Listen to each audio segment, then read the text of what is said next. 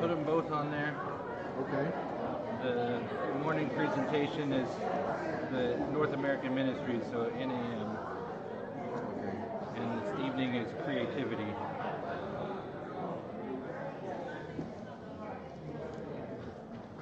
And I don't think they'll change it. The guarantee is not a guarantee. Ooh, how you doing? I'm all right.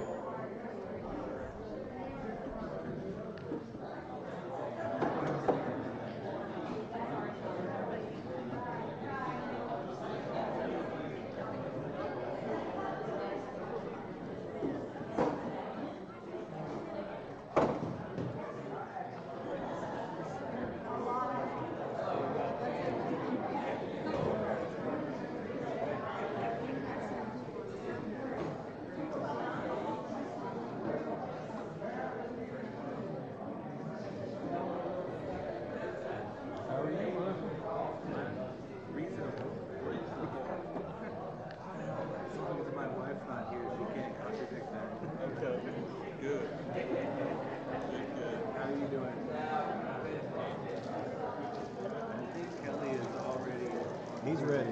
Okay. Yeah, he's ready. He's ready. Okay.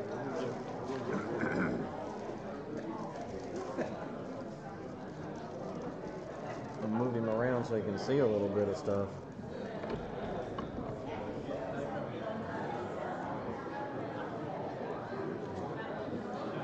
Oh.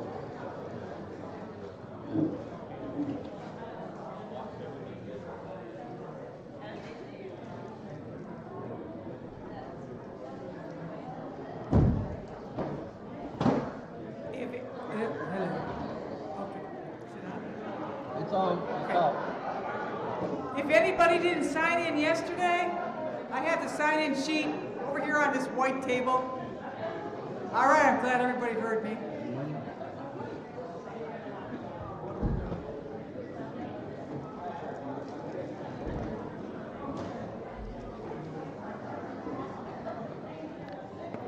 Friends, in the interest of starting our meeting on time, let's go ahead and find our places.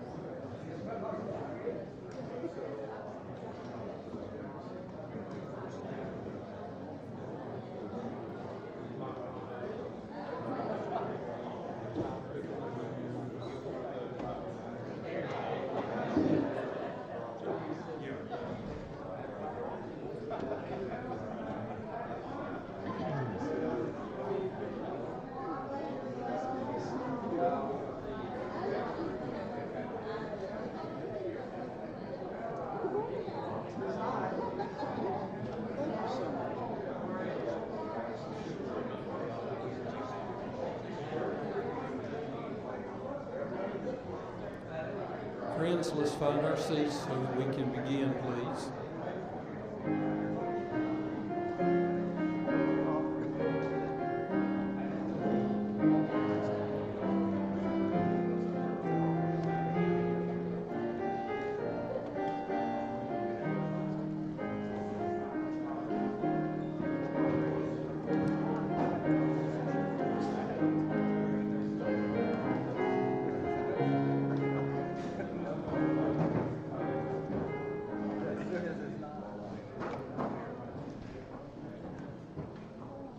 I want to welcome each one this morning. Welcome back for most of you. Welcome for those who might not have been able to be with us yesterday. You missed a great day. You missed a great beginning to this meeting, and we hope to carry forth this morning, carry on today what we started yesterday. I want to ask Ginger to come up this morning, and you'll take your song sheet out of your packet. Let's sing "Open My Eyes That I May See." Does anyone not have one?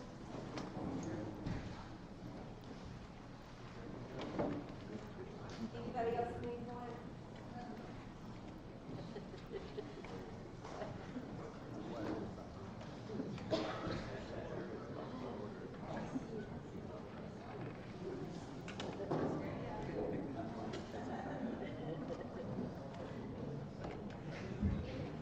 Let's stand and sing together.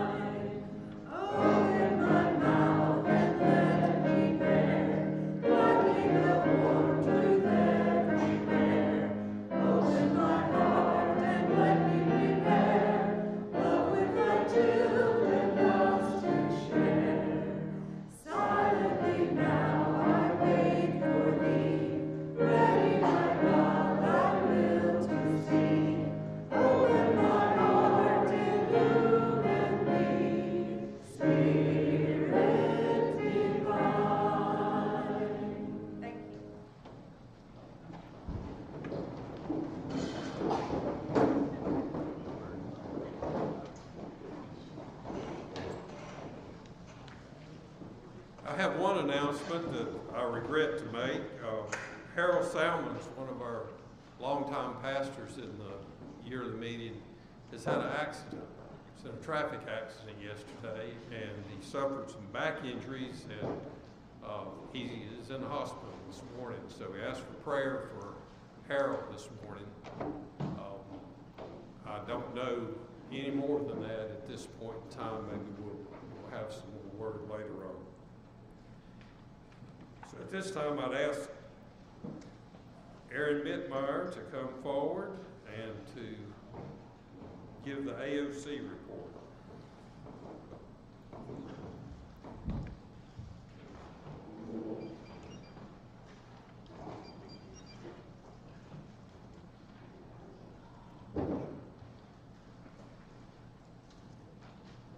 Good morning. AOC has a couple of items that we would like to bring to the body for recommendation. And one of the first things, FUM.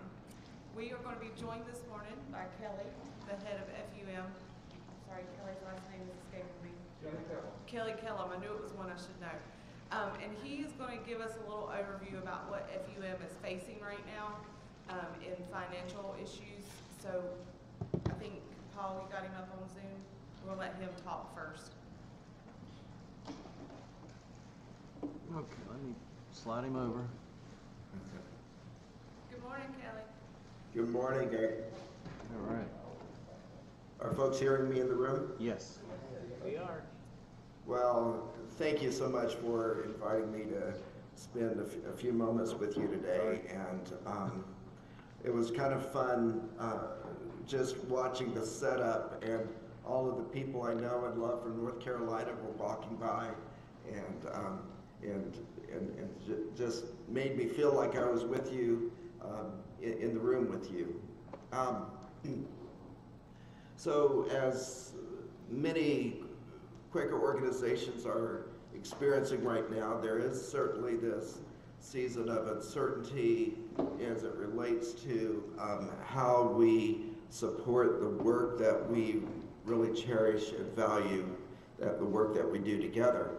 And Friends United Meeting has not been immune from some of these challenges.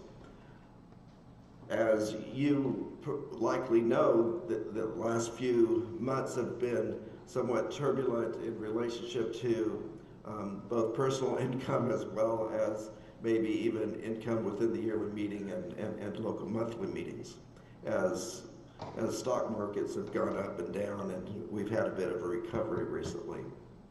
And this does impact the generosity that we benefit from at Friends United Meeting.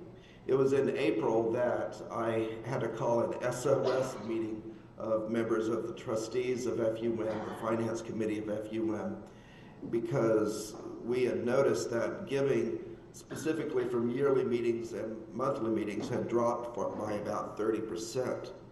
And many of our constituent groups were experiencing some of the same stresses as well. We have set a plan in place. The board of FUM has set me on the road.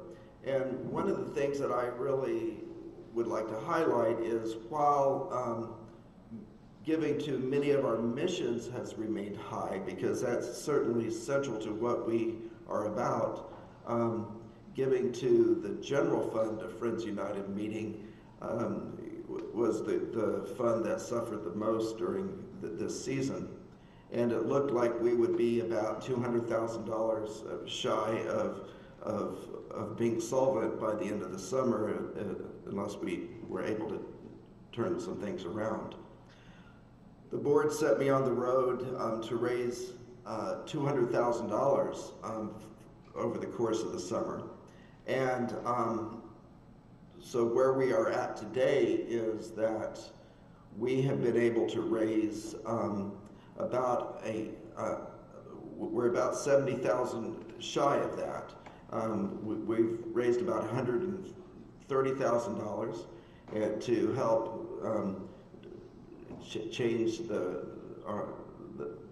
change things around a bit, and we're incredibly grateful for friends who have been doing that. The general fund of Friends United Meeting is the fund that helps provide all of the ministry support that we do across the world. So it helps pay salaries and travel and light bills and insurance, all the things that we typically don't talk about when we go out and talk about the exciting work that Friends United Meeting does. And so so we continue to feel optimistic and yet realize that the pressure is still on.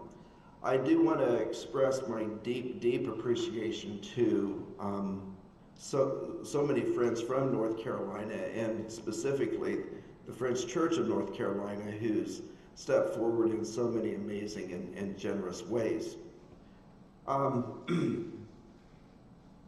We have, during the course of the summer, also benefited significantly from a surprise gift. This surprise gift has taken the pressure off of us. A generous friend from Ohio asked to see me and one of our other staff members, Dan Castellan, and we went to see this friend who presented us with a check for $500,000. We were humbled and blessed by that, thinking that that certainly is a huge benefit to our need.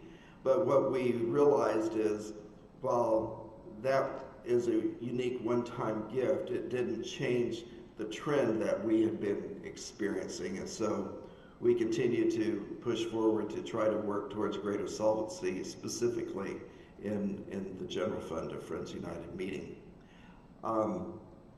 I certainly welcome any further conversation about this, as well as address any questions that folks may have, either via email or the form that is most appropriate given our current the context of this meeting. So thank you, friends. Does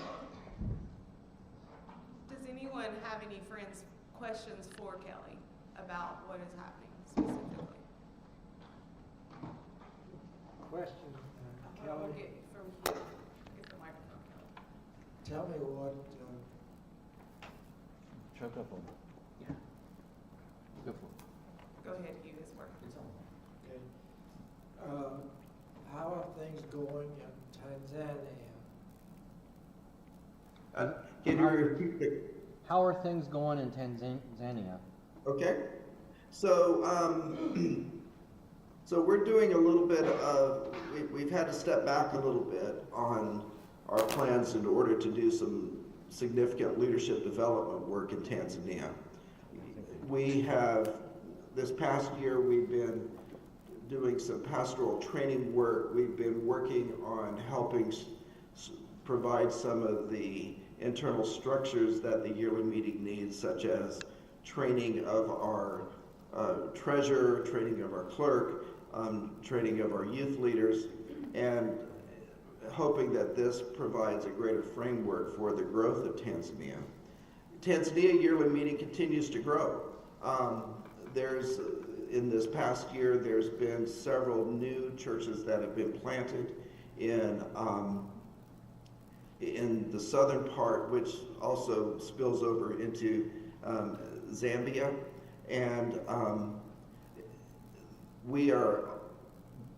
but please pray for Tanzania yearly meeting, because if there is an issue there, it is a leadership crisis that we are trying to address. I think when I was with you a year ago, we talked about a plan for purchasing a property in Dar es Salaam. That property still is on hold, given the fact that we are trying to make sure that we have the structures in place that can sustain, a significant investment like that. Thank you. Thank you, Kelly. Anyone else?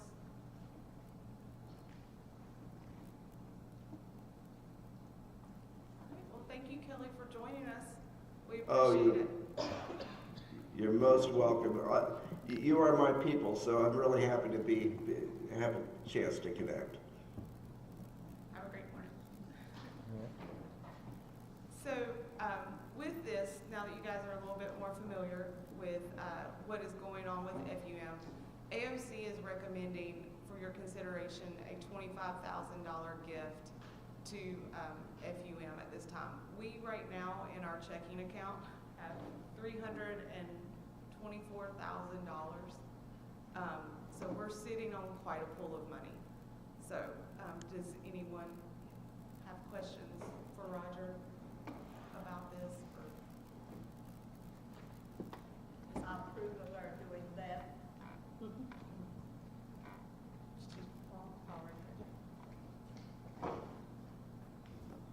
Clarification, 25,000 general fund. Yes.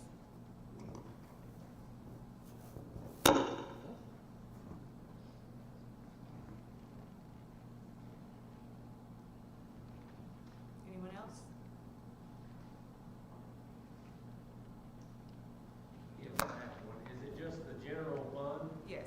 be $25,000 to the general fund. I mean, that's suffering. Yes, the general fund is what's suffering. As a fundraiser, I can tell you, people are really good to give to a specific program, but they forget about all the administration and support that has to go behind to run that program. And so that's usually what suffers first when fundraising. So that's where they're struggling right now, is the general fund. Okay.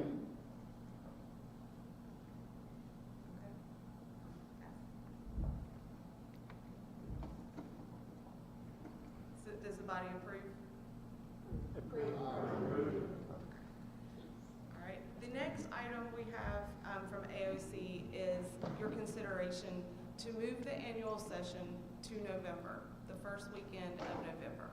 And the reasons that we are asking for this is YFAC hosts their annual gathering in November. And we are really, as we all know, wanting to engage our youth. Last night it was so great, as many of them that were here. And that this time of year is harder for the kids to get here. As we know, Heather, as an example, her family is getting that last minute summer vacation in. We are also, school starts, and so football season has started, so a lot of the Thank kids. you. I'll step out now, but thank you. Sorry, everybody. So we are hoping that this will engage our youth, and so we're asking, it would be next year, it would be November 7th and the 8th. Does anyone have any thoughts about that? Paul? Okay. Sorry. Back there behind you. I just wanted to say, I think this has been long running that we've had it at this time. And no matter if you decide to move it, if you're going to move it, there's always going to be some people who can't make it at that time. I mean, I have grandchildren, I follow sports all the time with them, and usually they're through by about this time, which I feel free to come sometimes. But, you know, it's up to the group, but just take into fact, I know that's not a good time for me, and it may not, maybe other people it may be okay. But no matter when you change it, you know, there's going to be some that can't be here.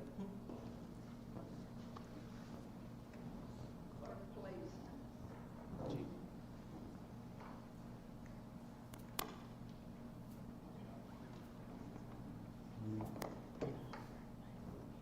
Would we still plan a representative body meeting at this time to consider? I know we would add the budget process at a November meeting during annual session. So would there be has consideration been given to what we might continue in August?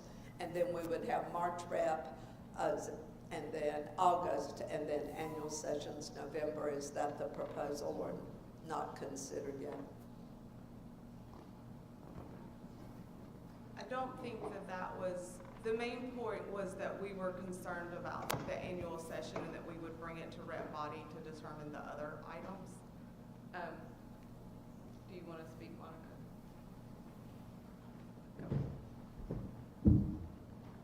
So the thought is that if we were to move annual sessions to the November date that's been stated, when the YFAC already plan every year for the fall retreat, is that would obviously become the annual sessions. We would have mid-year gathering in the spring like normal, and then maybe like June, July, instead of August, have a rep body somewhere that a quarter would host, just like they do now. Keep that in rotation. So essentially you're having, I guess, two rep bodies, you know, still in between, but a little bit spaced out slightly different.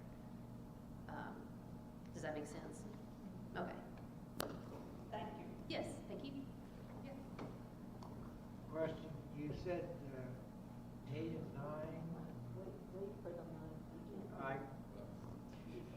Well, anyway, November 22nd, there were 6 and 7. 7th and 8th, I think. Friday and Saturday. So when I look- I have a 26 calendar in front of me. Okay, maybe I was looking at this year, you're correct. I was looking at this year's calendar.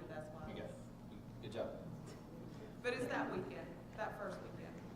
First full weekend, right? First full weekend in Okay. November. That is, I did look at this year's calendar, now that you say it.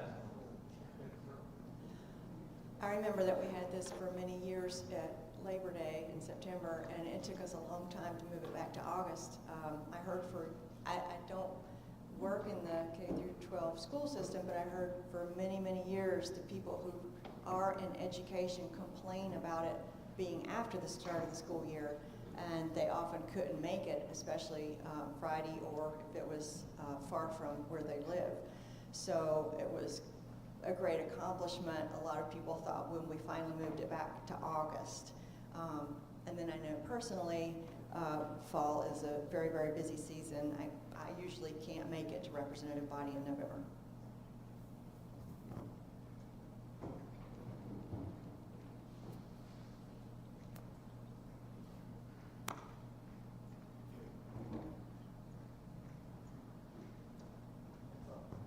I would just like to hear from my Baltimore friends. It's more of a burden for them to get down here, so I like to get their take on it.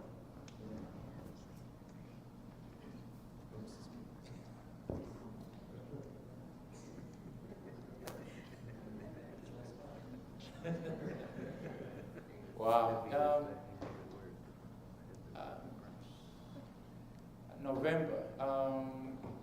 There's a lot like in the Baltimore team. We have people that are engaged in a lot of activities. Like we have now this season, we have teachers coming from Kenya and they are joining Baltimore City and other cities. So we're trying to tap into the relevancy of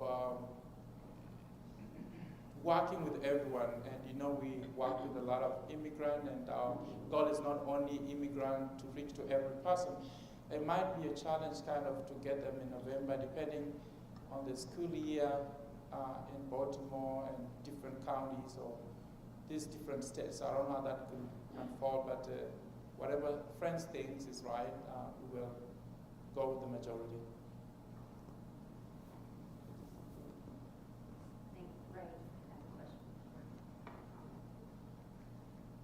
I can probably be heard. That's okay. Live stream can't though. Oh, I'm sorry. The first weekend in November 2026 is the first and the second. No, full weekend, Friday, Saturday, Sunday. Right, because we have it on. Okay, I just want to make Yeah. sure, because we want to Correct. clarify, because. Right, yes. Okay, all right, so you're talking about 7, 8, 9, but actually 7 and 8. Okay. Friday and Saturday. Whatever the first Friday in November is. 6 and 7 and 26. I am in 26, it's 7 and 8. Friday and Saturday.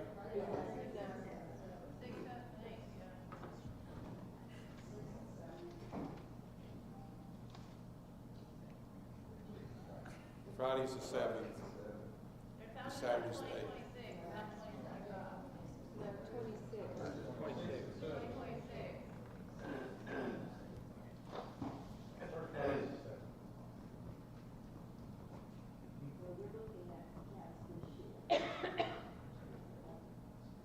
Well, okay. First full weekend, whatever it is, whatever the date is. But don't say first full weekend, because the weekend starts on Saturday, so it's the first Friday. First Friday in November. That's not October 31st.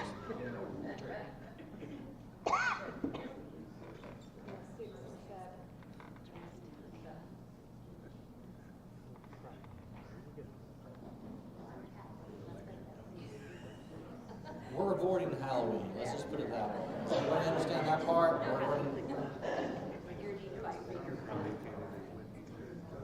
I'm not positive about this, but I think the reason the Young Friends plan that weekend is it's usually scheduled around their fall break, maybe. I don't know. It's not. Okay. So it's just that weekend. But I do think if we want to engage our young people that we have to make it convenient for them as well.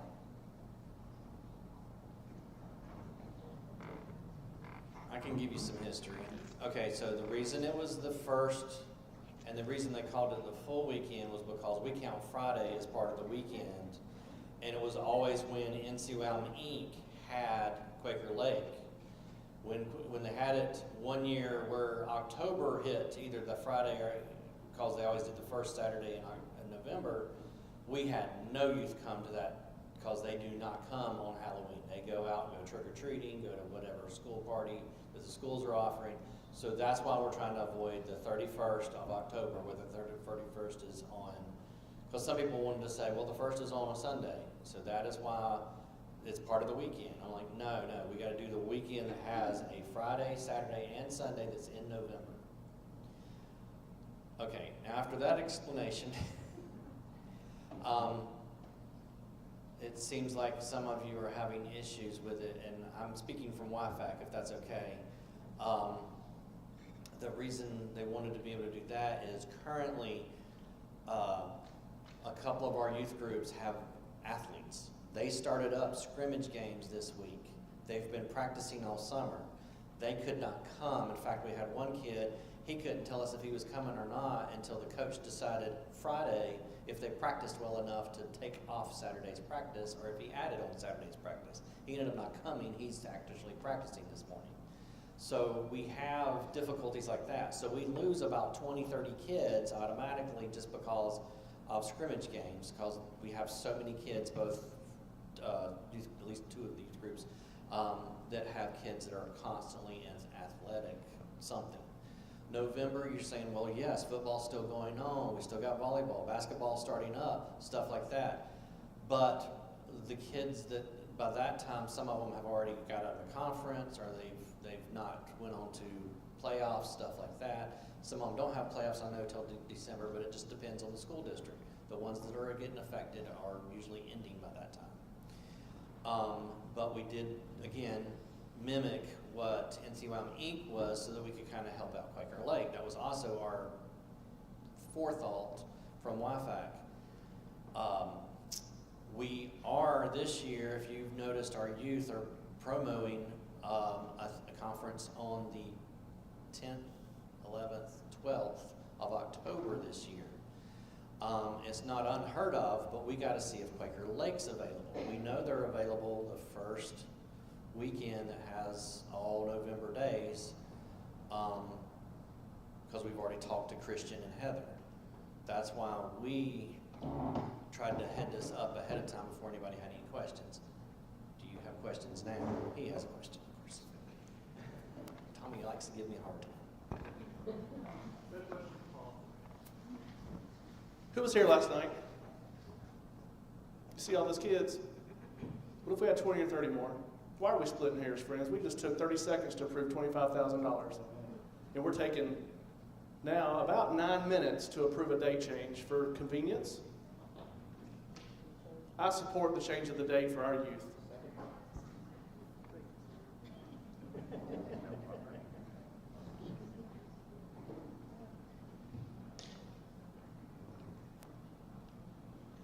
Anybody else have questions or comments? Paul?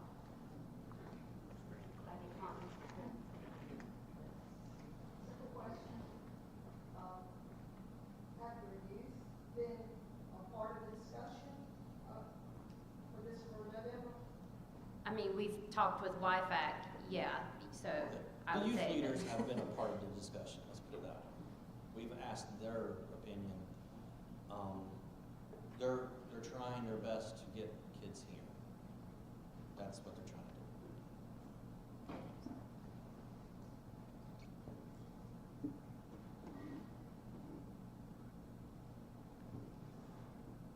Anybody else?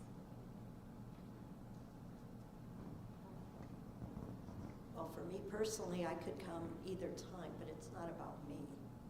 So I think we need to remember it's not about me as an individual.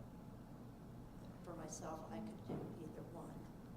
But if we want our future, and our future is our children, and they're all our children, not just the parents, but they're all our children, they're all God's children.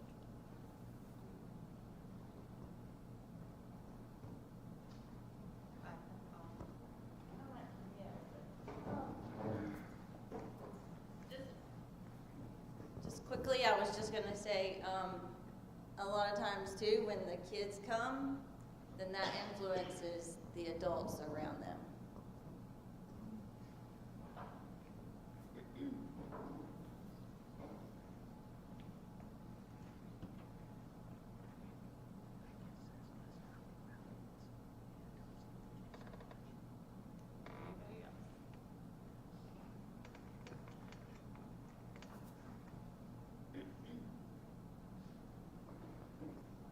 I would just like to add, the only thing I would add is we have to worry about the weather. I don't know about the weather. I don't know about August. We had a hurricane last year. I mean, some of y'all could make it.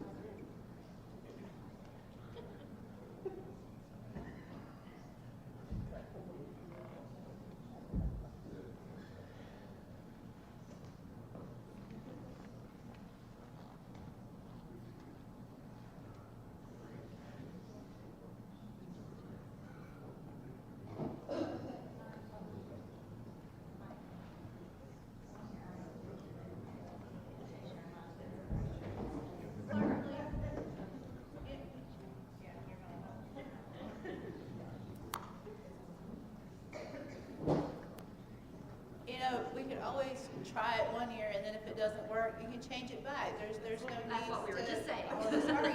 Try for 1 year, see what happens. Try two. That's exactly what we were doing.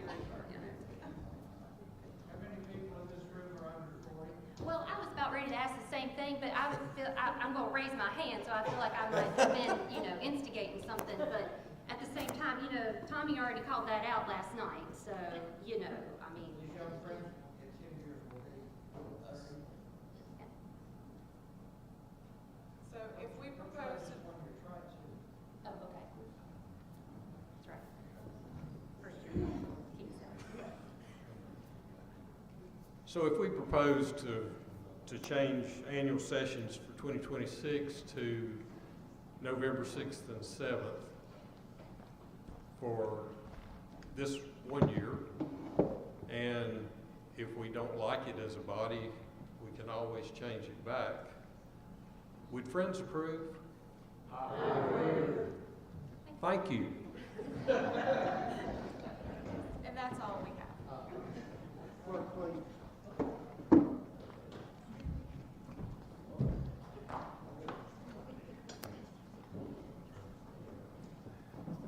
I apologize for dragging this out a little bit, but making that approval, we may need, as AOC, to look at our bylaws and articles of incorporation and make sure we didn't put anything in those about our annual meeting date. It just hit my mind. We may need to check that. We might need to double check that. Clerk, please. The only one that I am aware of was that we had to get it approved at this annual session if we wanted to make the change, because I wanted to make this back in body official so we could go ahead and have some extra time to plan accordingly, but I was informed we had to wait till today. Okay, so you've already. Yes, and that's the only one that I'm aware of. I'm still a little new to all this, so if somebody, okay, I'm getting a thumbs up from Mike also. And my father hadn't informed me of anything different either, so there you go.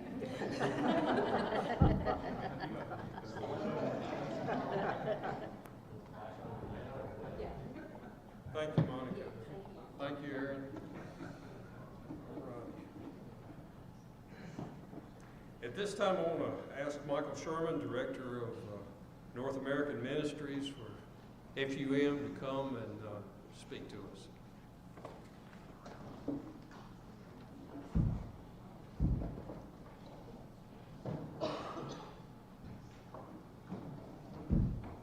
Good morning. It is good to see the Quaker process happens the same way all throughout North America. That one group is not alone and isolated. Kelly sent me an email, I think he sent it to Roger, and he asked me to read this to you. Dear friends, I express my deep appreciation for NCFC's generous gift to Friends United meeting. And I'm going to add, I'm not going to say you don't, but it means an awful lot. It does. I'm not sure Kelly conveyed what level of SOS he was sending out in April. I'll give you a little, we were asked not to spend anything more than $150 because we weren't sure that we were going to make payroll. And this is my this is my livelihood, and so it is personal, and I appreciate it as well. Kelly continues, I am blessed by your care for FUM and for the work that we are able to do together because of the partnership we share. Your generosity strengthens our ministry and allows us to continue making a meaningful impact. Thank you for standing with us. And I will say thank you for standing with Friends United Meeting. It is an honor and a privilege to go to work every day, to be a part of an organization that is working to expand the gospel across the world. Not everybody gets to do that. That doesn't mean that every activity I do during the day is expanding the gospel. Some of it expands me. So I'm the coordinator of North American Ministries. Roger asked me to come and talk about that. North America is, and the churches within North America across FUN yearly meetings are my heart and my passion. My mother was a Friends pastor. She retired this year and moved back to Oregon where I was born. I was a PK and I got to sit in USFW meetings more than you would think and listen to the operation, the workings of Quaker organizations. Because if I wanted to eat dinner that night, that's where I had to be. I've gotten to sit in monthly meetings where nobody cared whether I was there, but I got to see everything that was going on, and I got to see the good and the bad, and the wonderful and the horrific and the terrific that happens within our meetings, where people's lives are changed and transformed, directions about the corporate body are discerned as groups, and the presence of God is made real. And so this is why, one of the reasons why I work for FUM as the North American and Caribbean Ministries Coordinator is because the local church is one of the places where the experience of the presence of God is made real and decisions about action and direction are made in our local meetings. So, next slide. So when I think about the work that North American Ministries does, I think about this passage from Hebrews chapter 10.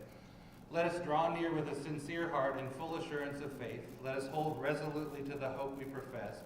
For he who promised is faithful, and let us consider how to spur one another on to love and good deeds. Let us not neglect meeting together as some have made a habit, but let us encourage one another. So the ministries of North American Ministries can be cut out of that passage. Next slide. Friends United Meeting offers a program called Flourishing Friends. You get a couple of congregational coaches who come in and ask questions for the group to discern about direction. I was sort of content adjacent to a conversation that Mike Wall and Bob Carter were having yesterday about declining congregations and what does it mean to be alive as a small group of people? What does it mean to be alive as a large group of people? How do you answer the call of God as an individual, as a group? And not just North Carolina, Friends Church North Carolina, but North America is full of small, aging congregations. God does not have set aside land. God woke each of us up because God's not done with any of us. And so even if we're small, we still have the responsibility to ask the question, what is God calling me? What is God calling us to do in this place, at this time, and in this moment? Next slide. So this is the verse that connects with that. Let us draw near with a sincere heart and full assurance of faith, that as we gather, however big or small, we're gathering in an awareness that God is doing something in this place and in this time. Next one. African friends, Latino friends in North America, hi. We have friends in the back who are a part of African Friends of North America. It is becoming an awareness that people from outside of the U.S. are coming to the United States as friends from friends locations, Kenya, the Congo, Eastern Africa, and their friends from South America and Cuba who have been immigrating into the U.S. And those groups of people are asking, how do we connect with one another? How do we have relationships with familiar faces? How do we have conversations that share the shared difficulties of what it means to be an immigrant in this country?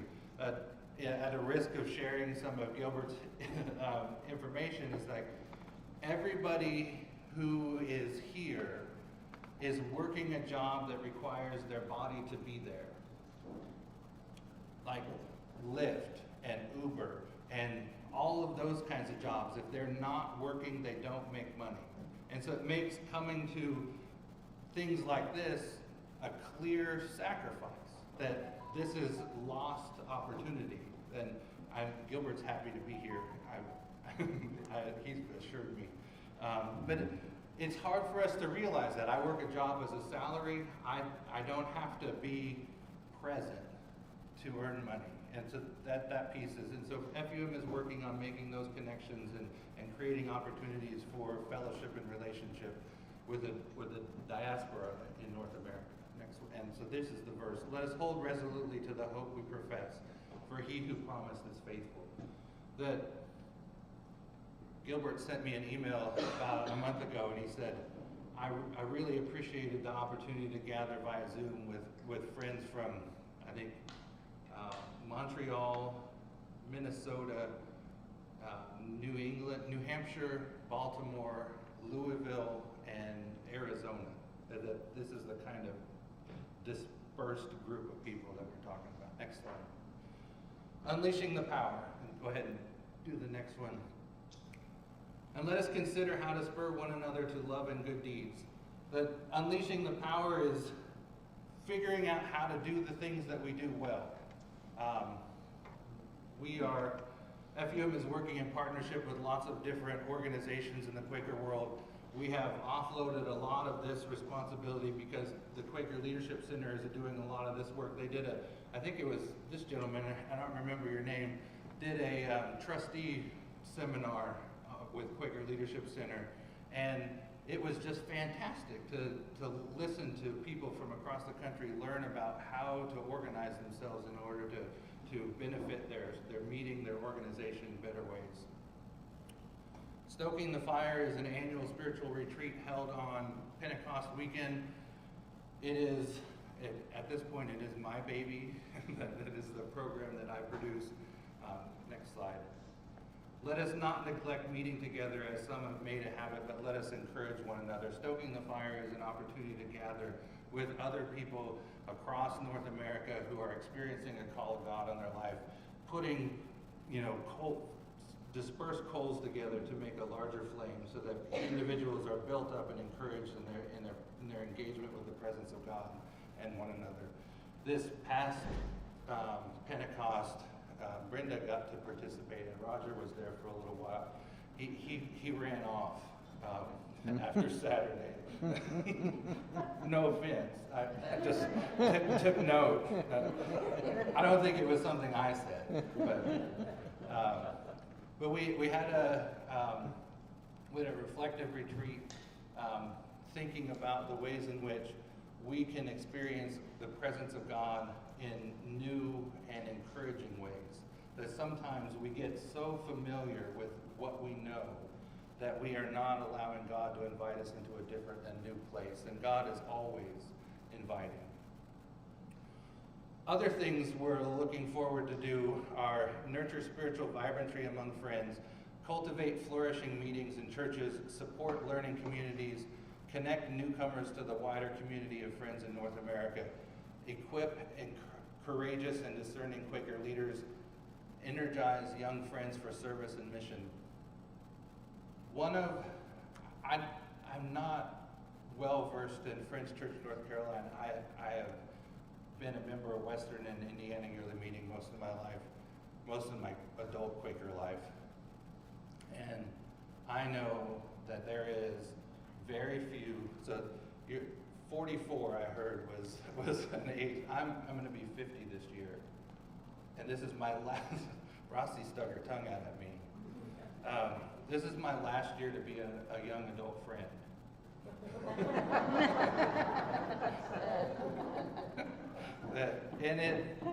There aren't a whole lot of people 5-10 years younger than I am looking at leadership in the Quaker Church. How do we figure out how to tap into that? That Katie is doing good work in trying to find and encourage young people. One of the problems, and I'll share you a bit. When I was 35 and I attended Indiana Yearly Meeting sessions and I shared something in worship, and afterwards somebody came up to me and said, "I can't wait till you're 50 and have something really valuable to say." And they meant it as a compliment. What they were saying was, "That's really good, and I'm looking forward to seeing you grow into that voice." But that's not what you heard, and it wasn't what I heard. And if I wasn't stubborn and refused to walk away, I wouldn't be here. We don't always know how to pull out that young person and lift them up and say, I value what I just heard. And I can't wait till it's better. But to say, this was wonderful. And then maybe, have you thought of it this way? How do we pull that out of one another? Often, leadership in the Quaker Church has been a process of setting yourself up to be a target. And we need our leadership. We need our leaders to feel welcome and feel assured and know that they're going to be cared for and supported. And we don't always do a good job with that. And that's something I would like to work on. So thank you very much for your time. Thank you again for a very generous check. It means a lot. That announcement for the $500,000 gift happened in the middle of May, around the 13th, and there were a lot of tears that hit the ground that day in the FUM office. I cannot reiterate how valuable, how much your generosity affects and encourages us at FUM. So thank you. Questions? Not questions. Thank you very much.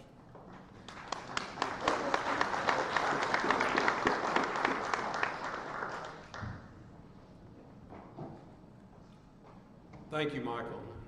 Glad stoking the fire went on without. We barely survived. Okay.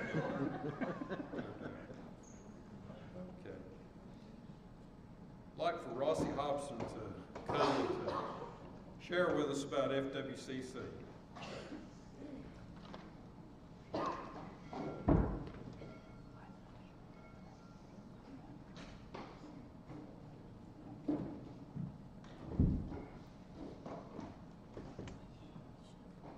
I just twist it to top.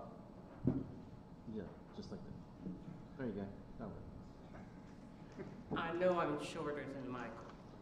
An explanation, Michael was part of the FUM Living Letters program. One of the times that I went down to Cuba, his whole family. I got to know him rather well. So all joking between, he's good. Okay, my assignment is Friends World Committee for consultation. I missed last yearly meeting because I was in South Africa. Thanks to all of you allowing me to have my way paid. It really made it easier because then I could offer my daughter-in-law to go with me. And North Carolina Yearly Meeting Conservative had another representative also. So that is an FWCC. We are part of FWCC, yes. And remember that FWCC is divided into 4 sections. because we are a round world, right? Okay, section of the Americas is what we're part of. And this is my assignment. Ask me about FWCC. Or pregúntame the FWCC. As a representative of FCNC to the section meeting in Arizona this past March, I got assigned this. I am also on the executive committee for that now, after surviving 6 years of helping arrange their annual meeting, and sometimes in place, sometimes totally online. So,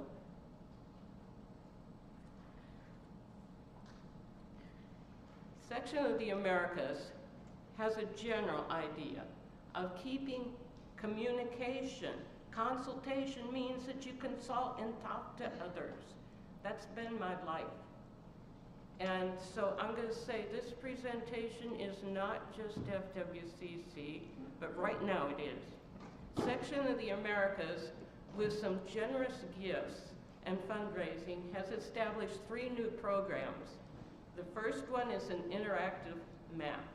All of these can be accessed through the FWCC section of the Americas website.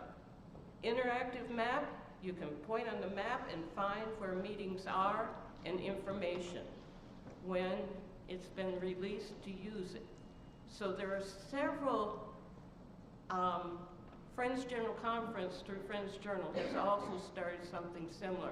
So you should have an overlap and be able to travel any place in North America and find Quakers. FWCCs put some of their money that they raise that way.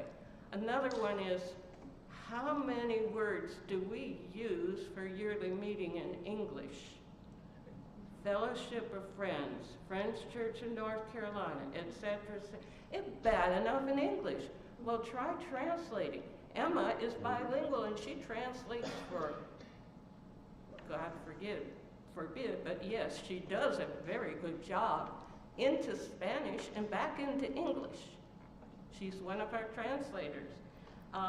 But the glossary hasn't been redone, and it's going to be, is being redone with a grant to put it digital, and to, in the next step, will be to add additional languages besides Spanish and English, with the assistance of Friends World Committee worldwide. This is going to be a miracle in process. And then the third that I'm supposed to really talk about is Quaker Connect. There is no one program that is perfect for every meeting. Our own dear Michael has done his best to alert us that we need to be working on that. Friends United Meeting has a program, and there is an exceptional amount of money in a grant called Quaker Connect. Quaker Connect is open to any meeting that wants to participate. There are folders up here on the table over there, and Friends World Committee also does remember Worldwide Quaker Day. But this one on Quaker Connect, I'm going to read from the folder. Monthly meetings, local churches, worship groups gather in a physical location in North America, Latin America, or Caribbean. Communicate in Spanish, English, or bilingual. Either affiliated with a branch of the Religious Society of Friends, evangelical, pastoral, conservative, unprogrammed program, ready to deepen their local engagement and excited to try new ways of connecting. If something doesn't quite fit you, look at what all is out there. Quaker Connect is one of those programs, and they have an enrollment and a sign up. It's still open till September 30th. If you need more information, I can connect you to somebody that can explain it better. And one of them is Wes Daniels at Guilford College, because he actually, the concept came from a book that he wrote several years ago. about how meetings are and churches are separated around like this and we don't communicate with each other.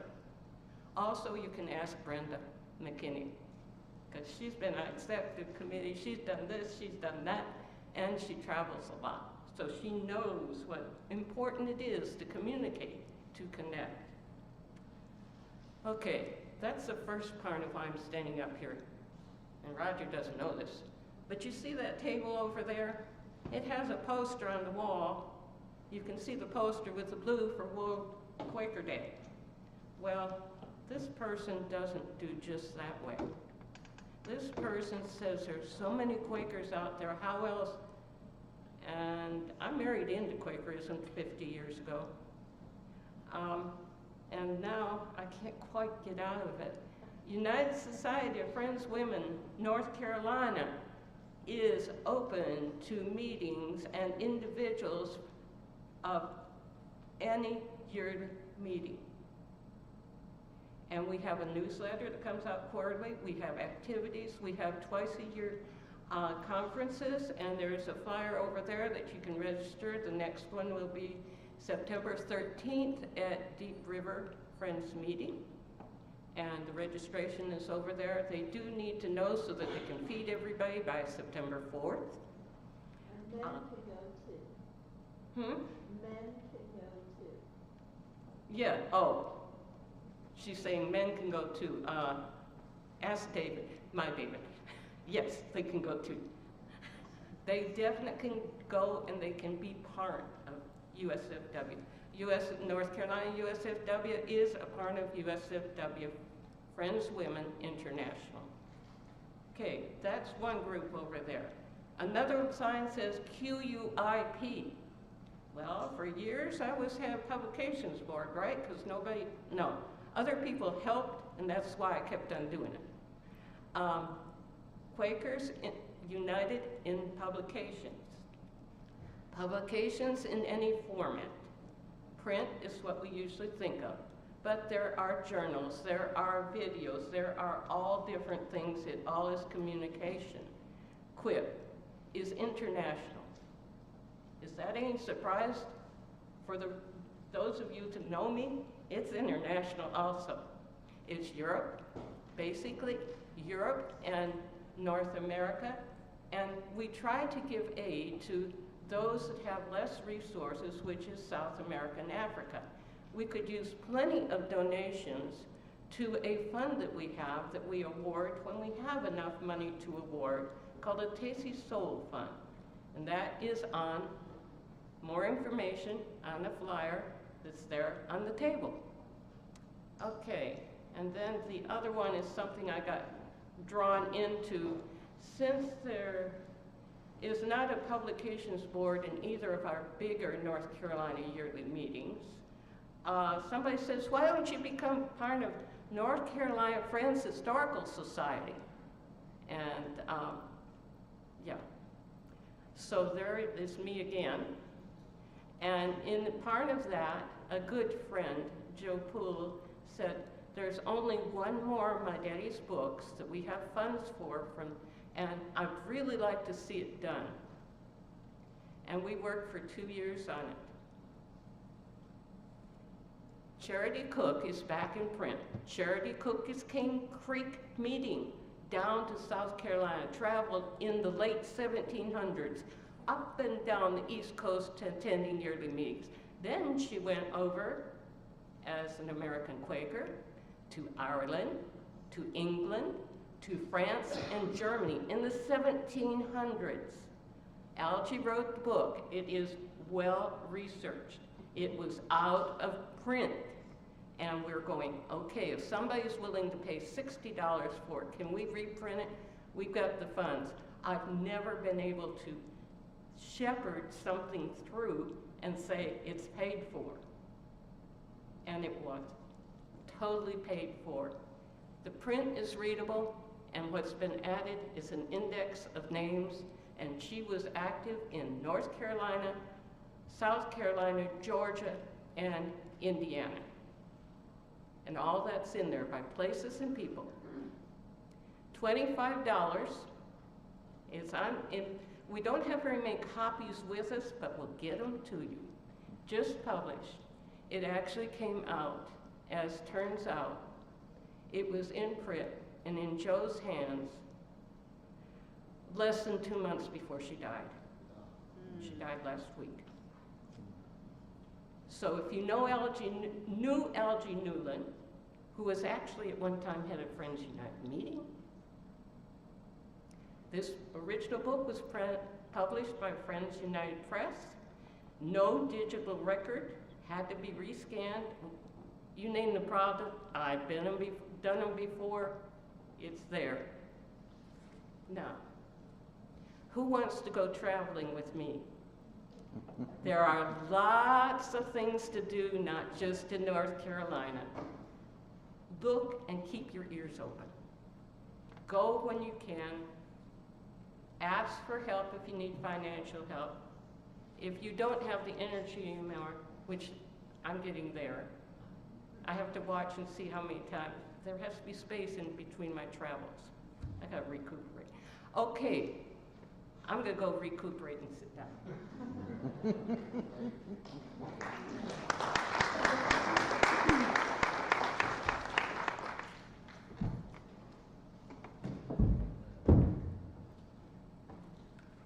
Thank you, Rossi. I want to ask Bob and Hope Carter to come and share with us. And after they finish, we'll take a short break, 10-minute break, and allow friends to stretch and get some refreshments.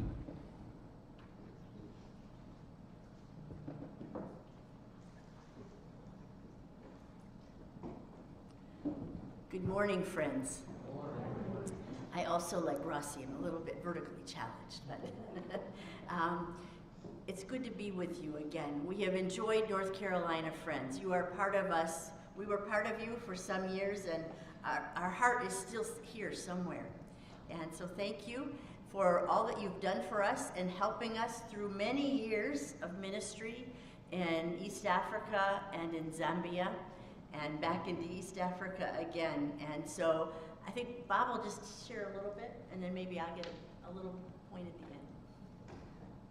Actually, it may not be at the end, but anyway. Yes, we really are grateful for you being a part of the ministry that the Lord has given us for 40 years. In Africa. That is huge, and you have been a part of helping to make that happen. I would be remiss if I did not bring you greetings from my father, Wayne Carter, who I spoke to yesterday, and he was asking, is this person there, is this person there, is that person? He knows everybody. So he very fondly sends his greetings to you also. We're medical missionaries.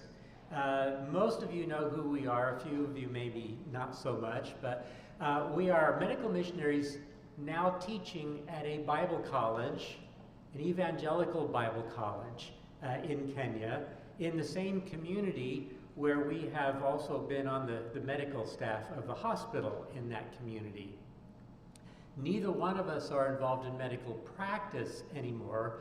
I was overseeing the palliative care program at the hospital for about 10 years and was able to oversee the development of a very competent team of palliative care nurses and clinical officers.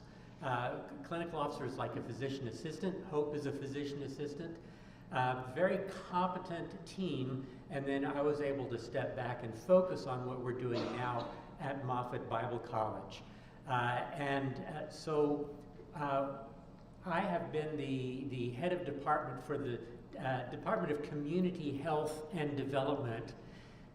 Okay, this is, we just love being there because here is a Christ-centered, biblically based Bible college, and it has a care of creation office, it has a Department of Community Health and Development, It is very much engaged in all the kinds of things that that Quakers have been concerned about for a long time, and they actually know that we're Quaker now, but they forgive us anyway, and they're happy to have us there.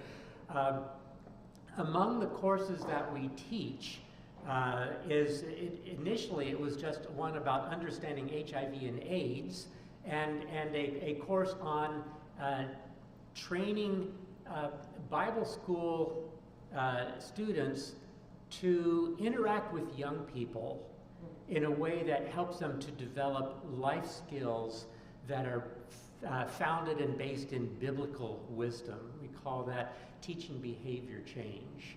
And Hope is going to share a little bit more about that in just a little bit. To that, we have added a course on human sexuality and gender issues, because these are issues that are really up front and center among the young people today. And the current church leadership in Kenya, not only among Friends, but really all denominations, are ill prepared to deal with their young people and answer the kinds of questions that they are asking. And the typical response, if you're a spiritual leader and you get asked a question, you really don't know how to answer it, is to say, well, good Christians shouldn't be asking that kind of question. You know, how well do you think that that speaks to the condition of young people who they're on the internet and they're on social media with Western people and Asian people and people all around the world, and they're getting bombarded with this stuff, and they're thinking, yeah, why not? You know, just because I grew up in my culture doesn't mean that mine is the only culture that understands truth. Maybe I should listen to some of these other voices. And it's so outside of the perspective or the understanding of church leaders. They don't know how to deal with it. They shoot it down. So young people they're drifting away from the church in Kenya, just as they are in this country. And it's because the culture is changing. The young people are in a culture that we in our generation don't understand, because we assume their culture is the same as our culture, and it isn't. And so we are trying to give our students at the Bible College there a toolkit that will help them to be effective in ministry, in spiritual ministry, in the communities that they go to after they graduate from the Bible College. And they can speak into the conditions of their generation and of the upcoming generations as well. We recently introduced two more new courses, one on community health for pastors and Christian leaders, dealing with a lot of different issues, including things like gender-based violence and human trafficking. Those are health issues. Substance abuse, mental health issues, depression, anxiety, which is affecting so many of our young people, as well as the older adults as well.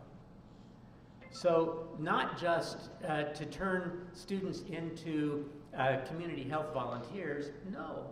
How do you speak into the underlying issues that are creating the environment in which all of these other health issues, physical health and mental health and even spiritual health issues, grow and develop in that environment? And how do we speak into that? How do we bring shalom in the Hebrew understanding of that word? It's not just peace, but it's health, it's wholeness, it's even wholeness in all of our relationships. How do we as Christian leaders bring shalom into our communities, not just our congregations, but the communities in which our congregations live? And Hope introduced a course on the church and disability ministry. And we have so many disabled in our communities. And when I say our communities, I'm talking about Kenya, but it's true in this country too. And many of them are invisible. You don't see them because the society isn't set up to be accessible by those who are disabled. Whether it's physical disability, whether it's hearing loss or vision loss, or whether it's intellectual disability, whatever it is, normal functioning society isn't set up to embrace them, and they tend to get lost. They're invisible, yet they also are created in God's image, and He loves them with a passionate love. And I see them as they're the low-hanging fruit if we want to build the kingdom of Jesus Christ. Why don't we, like Star Trek, where no man has gone before, why don't we go where no church has gone before?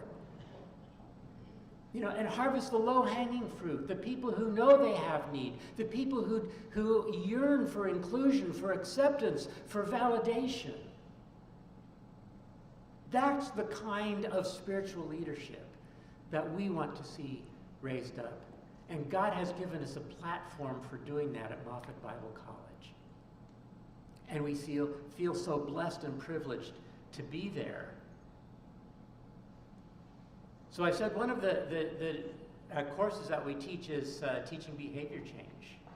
And this is when our students go out and they teach a life skills curriculum to upper primary students, mostly 6th, 7th, and 8th grade in local schools.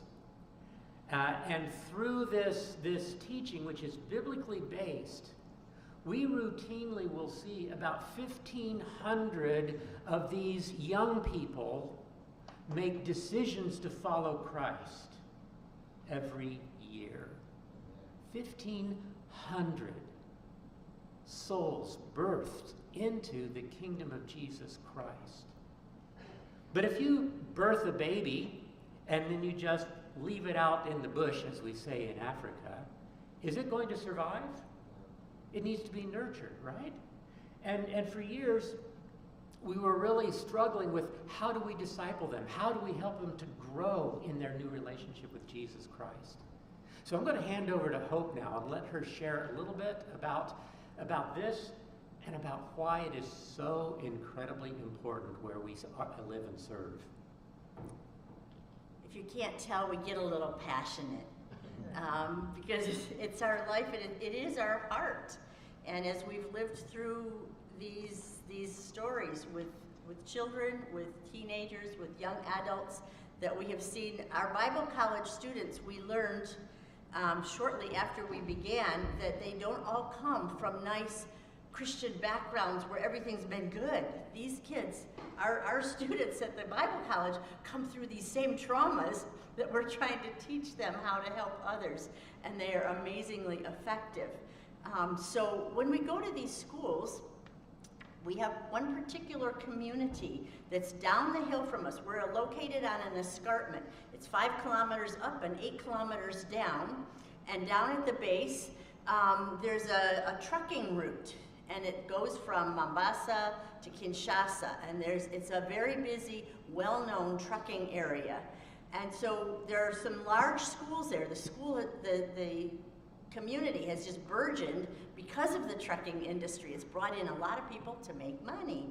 And people that have been cast out of their villages somewhere else, they come to find a way to make money. They sell vegetables and whatnot to people, but they also sell other services. What we've learned with the kids in our schools, and we have some very large schools, one that we go into a classroom and we might be teaching 100 to 120 children in one tiny classroom. I don't even know how they fit because they don't all have desk space. And so it's a very crowded classroom. But these kids are so eager. And when we take this message, which is very basic, we just do some things of how do you make decisions. We're all on an adventure of life. We're going somewhere we've never been. We have to learn how to make good choices along the way. And we are all valuable. We are all people that come from families, and we don't all come from the same kind of family, and some of our families are challenging, but they're still our families. We have to learn to live with them. We have friends, and we need to know how to have good relationships with our friends, but choose our friends carefully. How do we deal with peer pressure? How do we deal with all the sexual things that are coming at us? How do we think about HIV? And how do we make choices in the midst of all of these chaotic voices? So that's our basic curriculum in a 2-minute synopsis. The kids get really excited because of the way it's presented, and it's presented with young people their same age. We heard from Troy last night how important it is to hear from people that are closer to you, and our students are very good at that. But then we go away. We're only with them for like 7 weeks. We give them a question box with a lock on it, and it's just got a slot big enough to put any question they want, so they can ask anything anonymously. We tell them, don't put your name on it. They scribble things. They ask a lot of very tough questions. And the big value for our Bible college students is they have to answer them. And that's really tough. And through that, we've learned some of the challenges that we have. And these kids ask questions.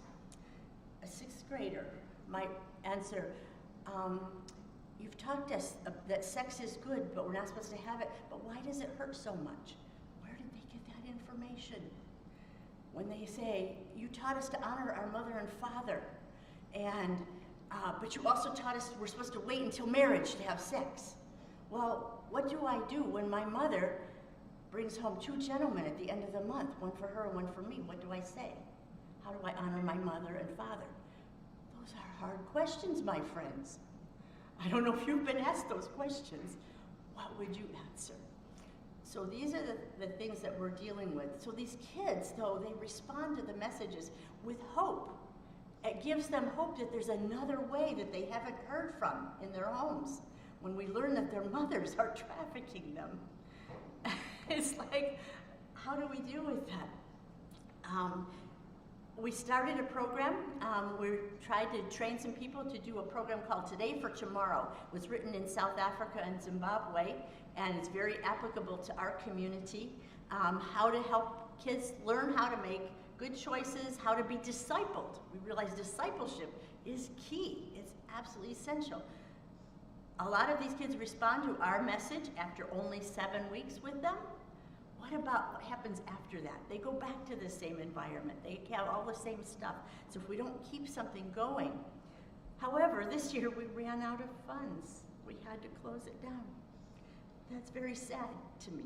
Very, very sad. And then I just get a text this last week, a link to a BBC little clip, news clip, and it was done in that community, interviewing a couple madames, the ones who are doing the trafficking. Undercover agents took some photos. It was very disturbing, because as she did it, I was like, I hope they don't show the kids, because I might see somebody I know. And these are the challenges that our kids are facing.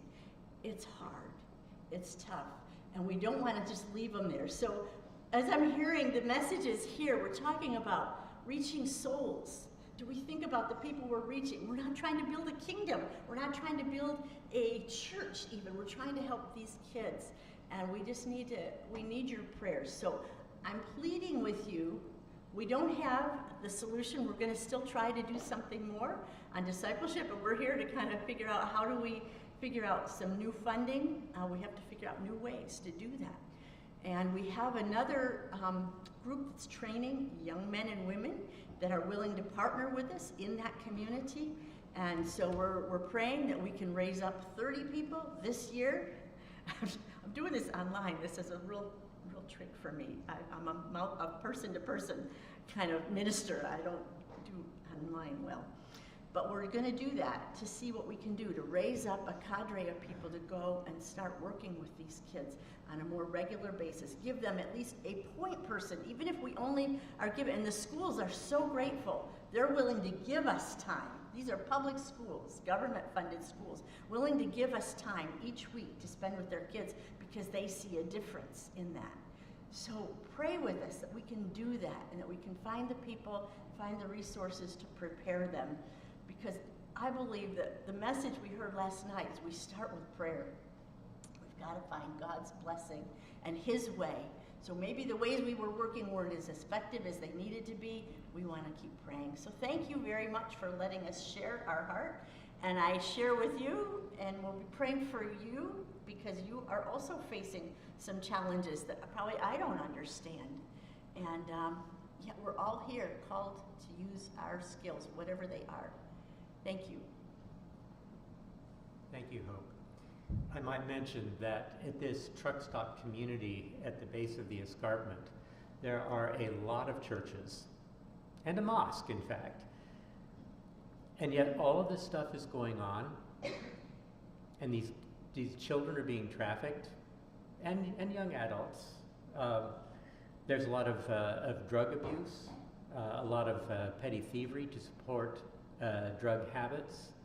There's just about every social ill that you can put together with the trucking industry. And all of those churches down there in that community aren't making one hill of beans of difference to what's actually going on in the community. And that bothers me. And it should bother anyone who believes that when you put even a single candle in a dark room, it gives a little illumination. And if each of those churches is a candle, why is there still so much darkness in that community? I think about those things. And I ask the Lord, Lord, what's not happening that should be happening? Where are we not being faithful to the call of Jesus Christ to bring His compassion and His love and His grace and His reconciliation into the experience of families and communities in our neighborhood? I wonder about those things, because I really believe that the Word of God is true and that truth makes a difference. So why are we not seeing the kind of difference that we really yearn to see in that one community? And this is being multiplied many times all over Kenya and across Africa. So God has put us in a place where we can make a difference. And we are making a difference. In fact, some of the students that have graduated, we graduated one young man who was born into a Muslim family, but his parents were infected with HIV, and he, as a young child, also was infected with HIV. Whether he was born that way or not, I don't know. After both parents, I don't know what happened. His father disappeared. His mother died. He was taken to an orphanage that was run by Christians. And when he was a young teenager, he confessed faith in Jesus Christ, and it radically transformed him. And he ended up coming to our Bible college because he had a passion to bring the hope that he had found to other Muslim background people, to share the good news of the gospel of Jesus Christ. He is our son, one of our sons in ministry, and he is carrying the gospel to a majority Muslim community on the southern coast of Kenya. We have other students who have been through our community health and development curriculum from South Sudan, and you know that there's been a lot of civil strife and conflict in Sudan and in South Sudan. They've graduated, and they are planting churches among southern Sudanese refugee communities in northern Kenya and eastern Uganda. They're going places that we couldn't go, but they're our children in ministry. One of our students was incarcerated unjustly for a number of years in a prison not far from the Bible college. He came to the Lord because the Presbyterian Church of East Africa had a prison ministry program. And he heard the good news, and it transformed his heart and his life. And when he got out of prison, he wanted to carry that same good news back into the prison, a place where if you get out of it, you never want to see the inside of it again. He came to our Bible college, he graduated, he is back in that prison as a volunteer chaplain. He's not even getting paid for it. He's now working on his master's degree. but he's still volunteering as a prison chaplain, bringing prisoners to faith in Jesus Christ, the same hope that he received. And we were blessed, we were privileged to sow a little bit of good seed along with other faculty at the Bible College into his heart. We have so many stories we could tell of young men and women who have been equipped and trained to do what they're now doing, and they're making an impact, not for the kingdom of Quakers, but for the kingdom of Jesus Christ. And that's what it's all about, isn't it? I value my Quaker heritage so much because it helped me walk more faithfully with Jesus Christ. But Jesus is my Lord, not George Fox. I value his insights, but I worship Jesus. And so if you see our display over there, you'll see kind of a synopsis of what we do, equipping churches, transforming communities, bringing healing and hope. Not in the name of Bob and Hope Carter, in the name of Jesus. And you are helping that to happen through your partnership with us. And I just want to say thank you so much, because we couldn't be there without you. I could go on, there's not time for it. Please visit our display. Sign up for our newsletters if you don't already get them. Pick up a prayer card. We've got so many of these. Our children are going to be bequeathed hundreds of these after we pass away. Please pick up one, take it home, and let it remind you to pray for us. We've got a brochure that just summarizes what we do there. Pick it up and read through that. These look the same, but they're not the same. One is the print version of our newsletter. It comes out about 3 times a year. It's called the Carter Chronicles. If you like to get newsletters through the mail, this is what you want. The other one, it looks similar because it has the same letterhead. It is a monthly email update. And so this one is from July. It's the most recent one. Please pick those up at your convenience. Thank you for allowing us to share a little bit of our heart and ministry with you. Thank you so much for being a part of that and helping to make that happen.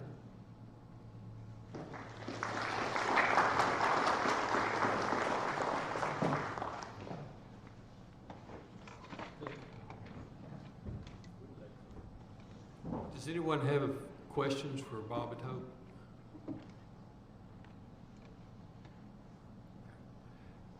Well, if not, let's take about a 15-minute break. It might take that long to